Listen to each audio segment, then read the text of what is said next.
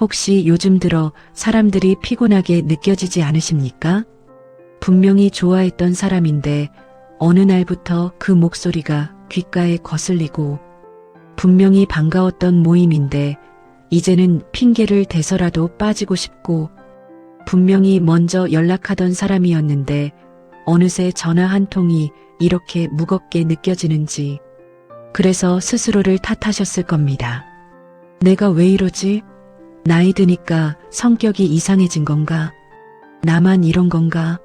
내가 문제가 있는 건가? 아닙니다. 절대 아닙니다. 오늘 그 이유를 함께 들여다보겠습니다. 당신만이 아닙니다. 수많은 분들이 지금 이 순간 똑같은 감정을 느끼고 계십니다. 60대가 넘으면서 인간관계에서 묘한 변화가 찾아옵니다. 젊었을 때는 사람들 속에 있는 것 자체가 활력이었습니다. 회식이 즐거웠고, 동창 모임이 기다려졌고, 이웃과 담소 나누는 것이 하루의 낙이었습니다. 그런데 어느 순간부터 그 모든 것이 조금씩 버거워지기 시작합니다.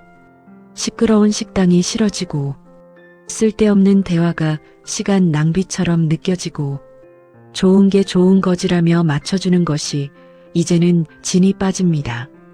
이것을 심리학에서는 사회적 선택성의 심화라고 부릅니다. 미국의 심리학자 로라 카스텐슨 박사가 제안한 사회정서적 선택 이론에 따르면, 사람은 나이가 들수록 남은 시간이 유한하다는 것을 본능적으로 인지하기 시작합니다. 그러면 뇌는 자동으로 에너지를 절약하려 합니다. 굳이 맞추지 않아도 될 사람, 굳이 참석하지 않아도 될 자리를 본능적으로 솎아내기 시작하는 것입니다. 이것은 비정상이 아닙니다. 오히려 아주 자연스럽고 지혜로운 심리적 반응입니다. 60대 이후 인간관계가 변하는 첫 번째 이유. 역할이 사라지면 관계도 흔들린다. 여러분, 솔직하게 생각해 보십시오. 직장에서 만나던 사람들과 퇴직 후에도 연락이 이어지십니까? 자녀들이 독립하고 나서 학부모 시절 친하게 지내던 분들과 아직도 만나십니까? 아마 대부분 고개를 저으실 겁니다. 이것은 배신이 아닙니다. 무관심도 아닙니다. 우리가 맺어왔던 관계의 상당수가 사실은 역할 기반의 관계였기 때문입니다. 같은 회사 동료라는 역할, 같은 아이 엄마라는 역할, 이 동네 이웃이라는 역할, 그 역할이 사라지는 순간 관계를 유지하던 공통 분모도 함께 사라집니다. 60대 이후의 삶은 인생에서 역할이 가장 빠르게 소멸하는 시기입니다. 직장인에서 은퇴자로, 부모에서 빈 둥지의 어른으로, 지역사회의 중심에서 점차 주변으로, 그 과정에서 자연스럽게 관계의 수가 줄어들고 남겨진 고요함 속에서 외로움이 파고듭니다. 그런데 이 외로움이 아이러니하게도 두 가지 방향으로 작용합니다. 어떤 분은 더 간절하게 사람을 찾게 되고, 또 어떤 분은 반대로 더 깊이 사람을 밀어내게 됩니다. 두 번째 반응, 즉 사람을 밀어내는 이유가 바로 다음에 있습니다. 두 번째 이유. 상처의 기억이 쌓이면 마음이 먼저 다친다. 60년, 70년을 살아오셨다면 그만큼 상처도 쌓이셨을 겁니다. 믿었던 친구에게 배신당한 기억, 열심히 살았는데 제대로 인정받지 못했던 기억, 아꼈던 사람이 먼저 세상을 떠난 기억, 가족에게도 말 못할 서운함들, 이 모든 감정들이 세월과 함께 마음속 어딘가에 차곡차곡 쌓입니다. 심리학에서는 이를 감정적 피로 누적이라 부릅니다. 마음이 더 이상 새로운 상처를 받아들일 여유가 없어지는 상태입니다. 그래서 뇌는 방어 본능을 작동시킵니다. 또 상처받느니 차라리 처음부터 거리를 두자. 기대하지 않으면 실망도 없다. 혼자가 편하다. 이 생각이 점점 강해지면서 사람을 만나는 것 자체가 두려워지기 시작합니다. 그리고 이 두려움은 종종 귀찮음이나 실증의 모양으로 위장합니다. 그래서 본인도 잘 모르는 사이에 말씀하시게 됩니다. 요즘은 그냥 사람이 싫어졌어. 68세 박 선생님 이야기입니다. 경기도에 사시는 68세 박 선생님은 30년 넘게 중학교에서 교편을 잡으셨습니다. 학생들을 사랑하셨고 동료 교사들과도 두터운 정을 나누셨습니다. 그런데 퇴직 후 2년이 지난 지금 선생님은 거의 집 밖을 나가지 않으십니다. 예전 동료들의 연락도 점점 뜸해지고 친구들 모임도 핑계를 대며 빠지시곤 합니다. 이상해요. 분명히 좋은 사람들인데 만나고 나면 왜 이렇게 허전하고 지치는지. 선생님이 느끼시는 허전함의 정체는 바로 역할의 소멸이었습니다. 선생님이라는 역할이 사라진 자리에 자신이 누구인지 모르겠다는 정체성의 혼란이 찾아온 것입니다. 사람들 속에서 오히려 더 깊이 외로워지는 역설. 그것이 선생님을 점점 고립으로 이끌었습니다. 74세 김 여사님 이야기입니다. 서울에 사시는 74세 김 여사님은 한때 동네에서 제일 사교적인 분이셨습니다. 모임이라면 빠지지 않으셨고 누구와도 금방 친해지시는 분이셨습니다. 그런데 5년 전 오랫동안 믿어온 친구에게 깊은 상처를 받으셨습니다. 돈 문제였습니다. 작은 금액이 아니었습니다. 그때 이후로요 사람이 무서워졌어요. 좋은 척해도 결국 다 자기 이익 챙기는 거 아닌가 싶어서. 지금 김 여사님은 전화 한 통도 먼저 하지 않으십니다. 나는 원래 혼자가 편한 사람이었나 봐요라고 스스로를 설득하시지만 밤에는 눈물이 나신다고 하셨습니다. 이것이 감정적 피로 누적이 만들어낸 방어막의 모습입니다. 상처를 피하려다가 온기도 함께 막아버린 것입니다. 사람이 싫어진 것이 아닙니다. 당신이 차가운 사람이 된 것이 아닙니다. 다만 오랜 세월 동안 너무 많은 것을 감당해 오신 마음이 이제 잠시 쉬고 싶다고 말하고 있는 것입니다. 역할이 사라진 자리의 허전함, 쌓인 상처의 무게, 시간 앞에 본능적으로 작동하는 선택의 눈. 이 모든 것이 지금 당신 안에서 일어나고 있는 변화입니다. 그 변화를 이해하는 것, 그것이 회복의 첫걸음입니다. 하지만 이것은 시작에 불과합니다. 세 번째 이유, 몸이 먼저 알고 있다. 솔직하게 여쭤보겠습니다. 모임이 잡히면 가기 전날부터 이미 피곤하지 않으십니까? 사람들을 만나고 집에 돌아오면 무거운 짐을 내려놓은 것처럼 안도감이 먼저 드시지 않습니까? 예전엔 모임 후에 기분이 좋았는데 요즘은 오히려 더 지쳐서 돌아오시는 것 같지 않습니까? 이것은 마음이 약해진 것이 아닙니다. 성격이 이상해진 것도 아닙니다. 몸이 보내는 아주 솔직한 신호입니다. 나이가 들면서 우리 뇌의 전두엽 기능이 서서히 변화합니다. 전두엽은 타인의 말과 표정을 해석하고 감정을 조절하고 대화의 흐름을 파악하는 역할을 합니다. 사람을 만날 때 쉴 새 없이 돌아가는 뇌의 사회적 엔진입니다. 그런데 이 엔진의 연료, 즉 인지적 에너지가 60대 이후부터 눈에 띄게 줄어들기 시작합니다. 여러 사람이 한꺼번에 이야기하면 대화를 따라가기 벅차신 분들, 시끄러운 식당에서 말이 잘 들리지 않아 애를 쓰시는 분들, 그 자리에서는 웃고 계시지만 집에 오면 아무것도 하기 싫으신 분들, 다 이유가 있는 것입니다. 뇌가 사회적 상황을 처리하는데 이전보다 훨씬 더 많은 에너지를 소비하고 있기 때문입니다. 그러니 본능적으로 그 소모를 줄이려 합니다. 그 결과가 바로 사람을 피하고 싶은 마음으로 나타나는 것입니다. 당신이 사람이 싫어진 게 아닙니다. 당신의 몸이 당신을 지키고 있는 것입니다. 네 번째 이유, 말이 통하지 않는다는 절망. 젊은 사람들과 대화를 나누다 보면 어느 순간 이런 느낌이 스치지 않으십니까? 내가 하는 말이 저 사람에게 제대로 닿고 있는 걸까? 내 경험이, 내 이야기가 저 사람한테는 그냥 지루한 옛날 얘기로 들리는 건 아닐까? 내가 살아온 세월이 이 사람 눈에는 아무 의미도 없는 건 아닐까? 그 느낌이 한 번, 두 번, 세 번 반복되면 점점 입을 닫게 됩니다. 입을 닫으면 사람을 만나는 이유도 함께 사라집니다.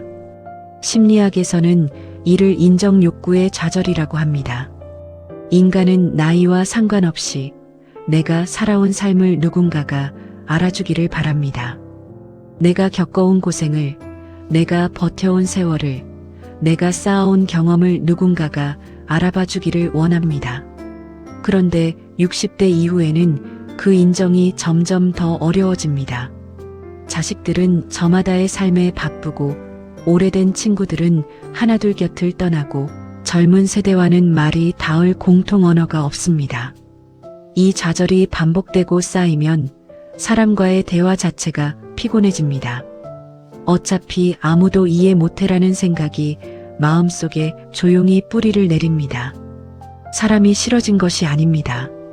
이해받지 못하는 고통이 너무 오래, 너무 깊이 쌓인 것입니다. 자식을 위해 전부를 바쳤습니다. 잠을 줄이고 먹고 싶은 것도 참고 하고 싶은 것도 미루며 살았습니다. 그 아이가 이제 어엿한 어른이 되었습니다. 그런데 지금 명절에 잠깐 얼굴 보고 생일에 전화 한 통 오면 다행인 사이가 되었습니다.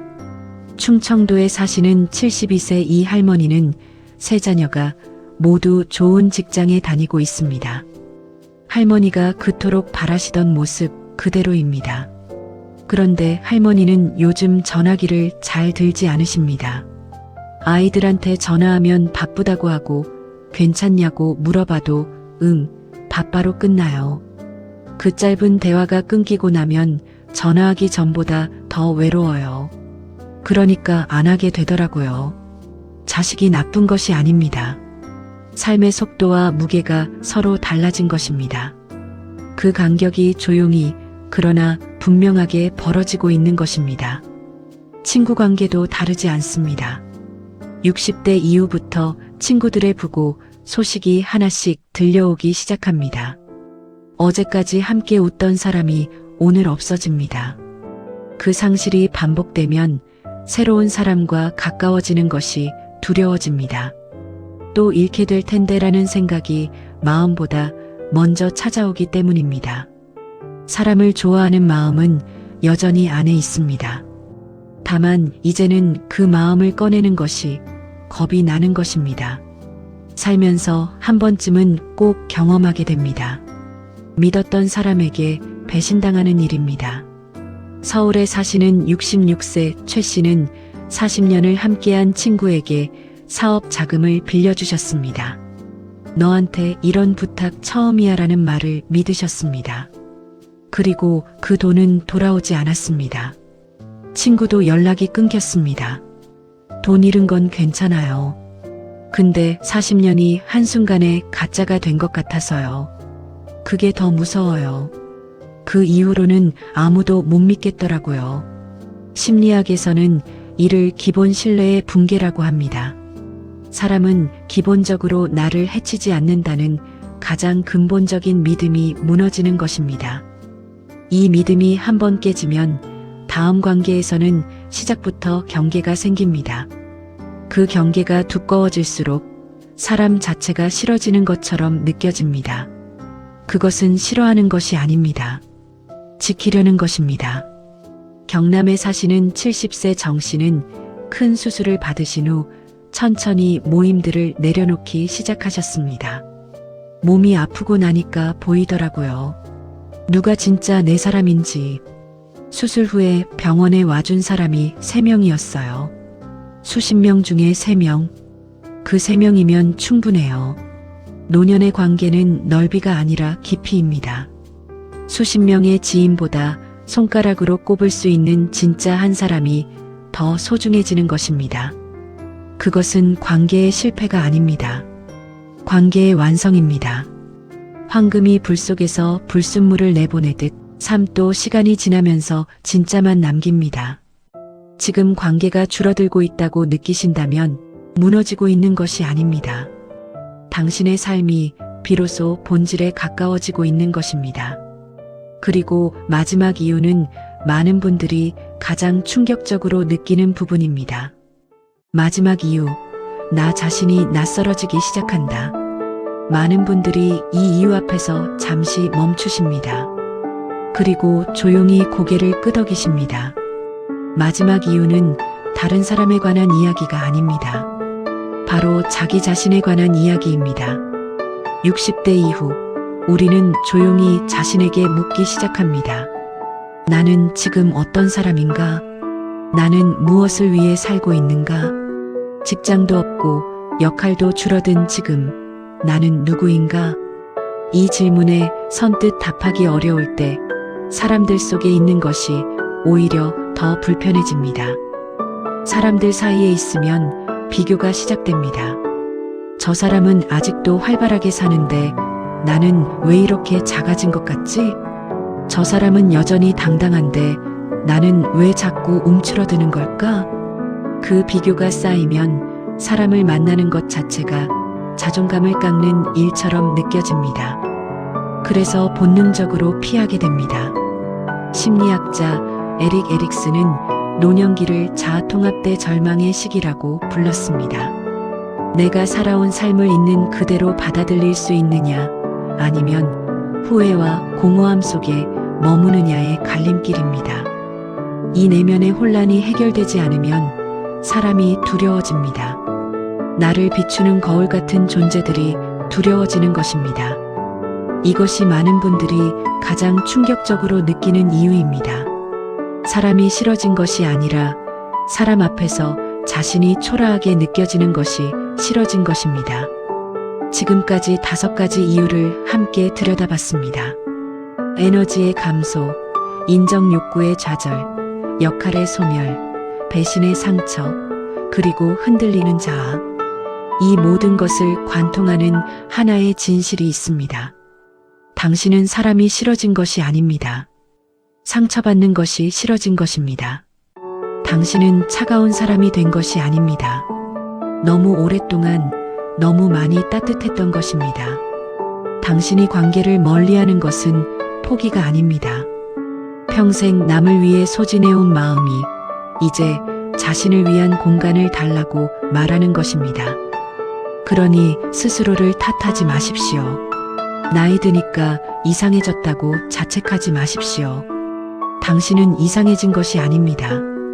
당신은 지쳐있는 것입니다. 그리고 지친 사람에게 필요한 것은 비난이 아니라 쉼입니다. 그렇다면 이제 어떻게 하면 좋을까요? 거창한 변화가 아니어도 됩니다. 아주 작은 것부터 시작하시면 됩니다. 첫째, 넓이보다 깊이를 선택하십시오. 10명을 두루두루 만나는 것보다 진심으로 편안한 한 사람과 자주 연락하는 것이 훨씬 낫습니다. 많은 관계가 아니라 진짜 관계 하나면 충분합니다. 둘째, 기대의 무게를 내려놓으십시오. 관계가 힘든 이유의 절반은 기대 때문입니다. 이 사람이라면 나를 이해해 줄 것이다. 이 사람이라면 먼저 연락해 줄 것이다 라는 기대가 클수록 실망도 큽니다. 기대를 낮추는 것이 관계를 포기하는 것이 아닙니다. 관계를 오래 지키는 방법입니다. 셋째, 먼저 건네는 한마디를 두려워하지 마십시오. 오래된 친구에게 혹은 오랫동안 연락을 못했던 분에게 짧은 문자 한 통을 보내보십시오. 잘 지내시죠? 생각이 나서요. 그 한마디가 때로는 두 사람의 오랜 침묵을 녹이기도 합니다. 외로움은 없애야 할 적이 아닙니다. 솔직하게 마주해야 할 감정입니다. 외로움을 느낀다는 것은 아직 당신 안에 온기가 남아있다는 뜻입니다. 연결되고 싶은 마음이 살아있다는 뜻입니다. 그 마음이 살아있는 한 아직 늦지 않았습니다. 외로울 때 가장 먼저 해야 할 것은 그 감정을 억누르지 않는 것입니다. 이 나이에 외롭다고 하면 창피하지라는 생각을 내려놓으십시오. 외로움은 나약함의 증거가 아닙니다. 인간이기 때문에 느끼는 당연한 감정입니다. 그리고 혼자만의 시간을 다시 정의해 보십시오. 외로운 것과 혼자 있는 것은 다릅니다.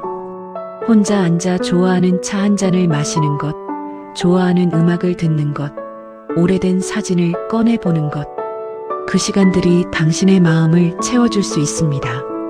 그리고 가능하다면 같은 취미를 가진 모임이나 작은 커뮤니티에 발을 내밀어 보십시오. 처음엔 어색합니다. 당연합니다.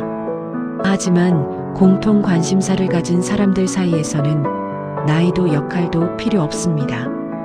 그냥 그 순간 같은 것을 좋아하는 사람으로 만나면 됩니다. 오늘 이 영상을 끝까지 보고 계신 분이라면 아마도 이 이야기가 남 일처럼 느껴지지 않으셨을 겁니다.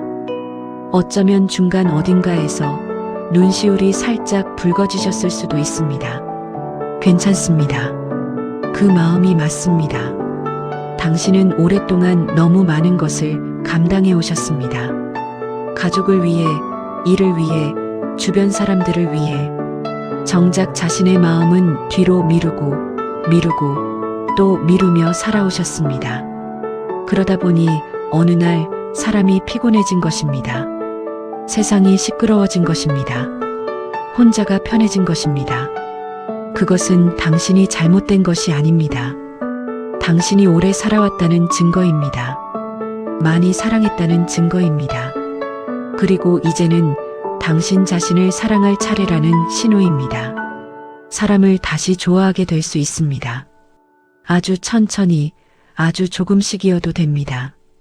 억지로 나갈 필요도 없고 억지로 웃을 필요도 없습니다. 그냥 오늘 하루 자신에게 조금 더 다정하게 대해 주십시오. 오래된 친구에게 짧은 문자 한 통을 보내보십시오. 창문을 열고 바람을 한번 느껴보십시오. 당신의 남은 계절은 아직 충분히 따뜻할 수 있습니다.